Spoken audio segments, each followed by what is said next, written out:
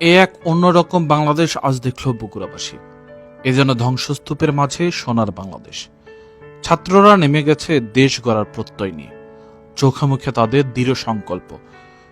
কয়েকজন রাস্তা পরিষ্কার করছে, কয়েকজন গাড়ি ঘোড়া নিয়ন্ত্রণ করছে, আবার কয়েকজন বৃদ্ধদের হাত ধরে রাস্তা পার করে দিচ্ছে।